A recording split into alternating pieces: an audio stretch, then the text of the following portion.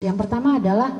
diduga kuat telah terjadi penggunaan kekuatan yang berlebih atau excessive use of power or force oleh aparat dalam penanganan aksi unjuk rasa yang menyebabkan satu orang atas nama almarhum Afan Kurniawan 21 tahun meninggal dunia karena diduga kuat ditabrak dan dilindas oleh kendaraan taktis Brimob Polri.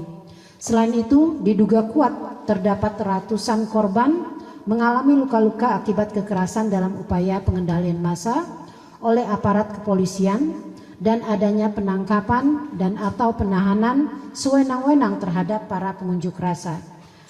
Fakta kedua adalah terjadi pembatasan dan tidak proporsional dan tidak perlu terhadap kebebasan berpendapat dan berekspresi oleh aparat.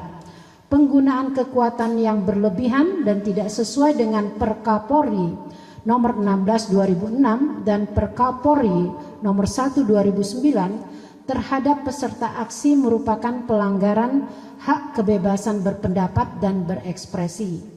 di mana pihak kepolisian melakukan pembubaran massa aksi pada pukul 15 WIB.